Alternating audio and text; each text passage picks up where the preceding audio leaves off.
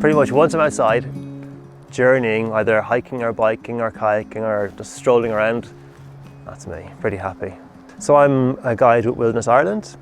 I work on their hiking trips and their biking trips. For me, guiding is like hosting. It's like if you have your friends or your relations visiting you and you show them the best part of where you're going. So it could be in a restaurant saying, oh, actually, the mussels here are brilliant, go for the mussels.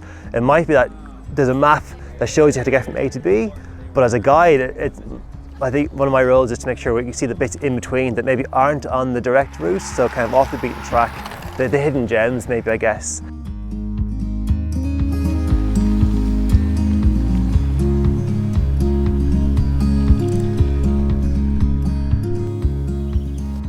So the way I see it, right, the advantage of having a guide there compared to arriving in Ireland and having all the maps and the guidebooks is that you can hand over a lot of the responsibility, a lot of the day-to-day planning out your route, where you're going to park, not having to think. Like, you're allowed to think, right, of course, but you don't have to. We have got it covered. We have got every meal covered. We've got every accommodation covered. We have accommodation, first aid kits, spare snacks, some water for you to drink. We've thought about it.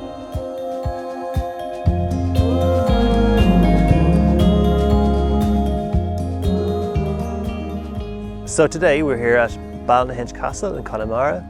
Ballynahinch Castle is somewhere that we use for quite a lot of our trips, whether we just stop in for a hot chocolate on the way or perhaps we're going to stay here as well.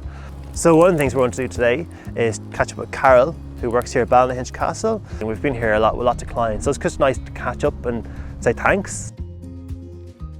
So I came down for the first time with my parents on a day trip from Galway, and I just fell in love with it here.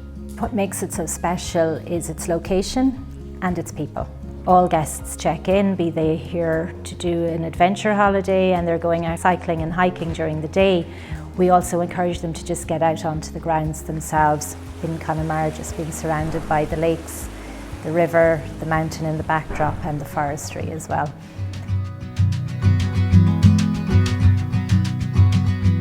Well, we've got great relationships with other providers and they know what our clients are looking for, which is maybe a hands-on experience. So they get to get involved in the experiences.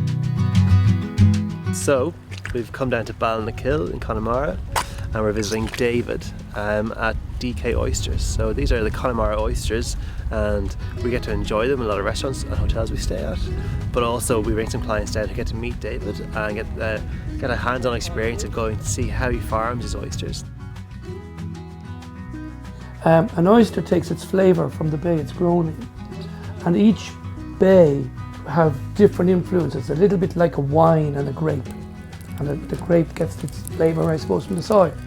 So in our case, in Ballynakill Bay, we have the rivers and streams flowing down off the Connemara mountains. They bring the same nutrients that influences the famous Connemara lamb. These nutrients flow into the bay and fuse with the Atlantic Ocean. And that gives our oysters, they feed off this. And that's what gives our oysters their special flavour.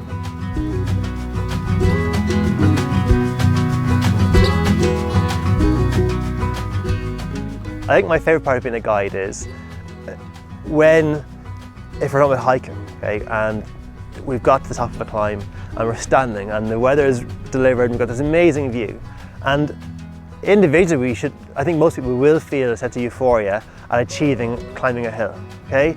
And the fact that you're sharing with a group of people who've all got there for the same reason, the same moment, and you look around and everyone's beaming. And there's no phones out, no cameras out, everyone's just taking in the moment. Each year there's going to be moments where you're standing there and you just feel so lucky, so privileged to be alive, that you're healthy enough, fit enough to climb a hill, and you can share with people who are feeling the same emotions. Everyone wants to be there, and there's beaming and grinning.